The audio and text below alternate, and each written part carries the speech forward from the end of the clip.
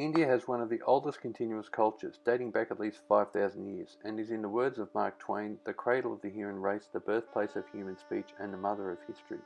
It is home to a diverse array of religious, linguistic, cultural, and ethnic divisions inconceivable in most nation-states and only comparable to the continents themselves. Because of this great diversity and increasing population, it presents an unimaginable task for its polity, people, and information infrastructure. As a developing nation, it is still struggling with maintaining a sustainable lifestyle for its millions. Since independence, it has moved quickly to become a developed force, yet the inequities have put pressure at every step. As we'll see, the various extreme situations affect the physical, intellectual, and social cultural accesses to information. Although the Indian people are amongst the more tolerant and friendly and hospitable I have encountered, the sheer mass of humanity acts as both a conduit for the neglect in education, sustainability, and intellectual capabilities, yet it has also laid the foundations for the diverse and enriched cultural practices and optimism. Moreover, it is the birthplace of the father of modern library science, S.R. Ranganathan, an Indian pioneer of library and information science, known in the West largely for his substantial contribution to the classification theory. It is he who was a campaigner for the development of an effective public library system to reach India's masses. India's borders comprise just over 2.4% of the Earth's surface, yet they support nearly 17% of its population.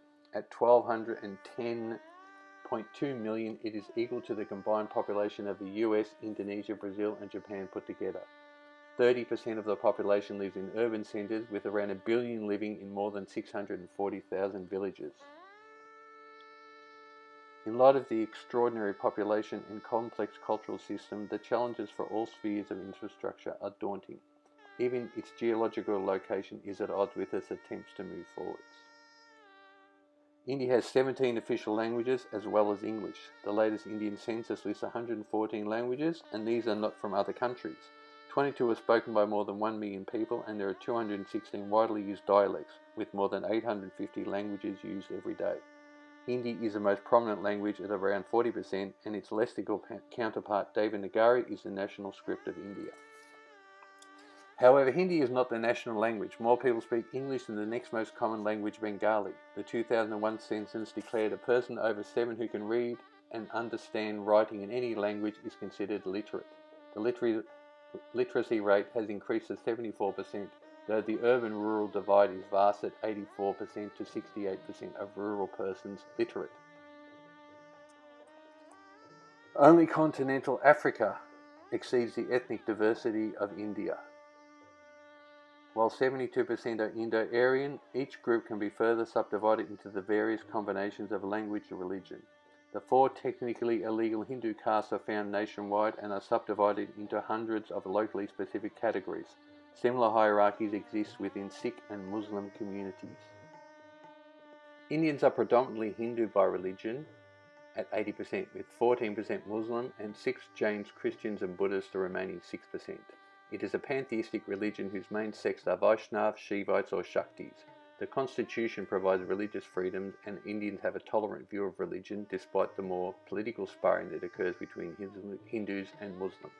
It is the world's largest democracy with a parliamentary system of government. The legislature consists of the president and 2 houses known as the Council of States, the Rajya Sabha, and the House of the People, the Lok Sabha. Elections are held every 4 to 5 years, and there are more than 35 states and union territories. India is a developing country with a total workforce of over 400 million, and the Indian poverty line is down to 22%, with the unemployment rate reduced to 5.2% this year. Yet the urban-rural divide, the poor nearly double their urban counterparts by percentage. More problematic are the more than 4.35 million labourers in the age group of 5 to 14 years, working full-time in the various factories, shops and establishments.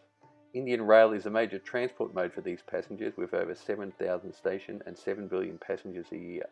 India has the largest postal network in the world, with over 155,000 post offices, while its broadcasters consist of 14,000 television stations and 800 radio stations. India has telephone subscribers of over 915 million, of which 886 million were mobile users, around 75% of the population. Fast broadband subscribers consist of 55 million at the end of 2013. While India has the third largest internet user base in the world, only 1% have broadband connections. Internet usage in 2013 was 205 million, with the urban-rural divide showing the disparity of 2 to 1. The fragmented nature of national politics has meant that the coalitions have had a majority since the late 80s, where the government changed 9 times in 5 years. So policy implementation are obfuscated by the diverse parties, interest groups and ideologies over economic and social issues, often confounded politically in the guise of national and religious sentiment. Libraries in modern India flourished after independence, and several committees were set up to enhance the information systems. They were the Radhakrishna Commission in 1948, the Ranganath Commission in 1957, and the Katara Commission in 1964, the later setting up guidelines for developing university education and college libraries. Although the traditional concept of the library as a custodian of books has changed, the condition and development of the college libraries is generally poor, and that the situation of librarians in the education system, with a few exceptions, is unenviable. Similarly, the Indian public library system is generally in a neglected state and does not provide meaningful services to the Indian public. The library development remains uneven throughout the country, with varying levels of quality within and across states. The neglect of proper investment in social and public infrastructure hinders much needed growth and continues to create inequities in society. To offset the disparity, the Information and Library Network, inf531, was set up by the University Grants Commission. inf531 supports scholarship, learning, research and academic pursuit, and established the Information and Library Network to link libraries and information centres in academic centres. It also maintains the Indian Catalogue of University Libraries, which has over 10 million bibliographic records and books from more than 113 universities.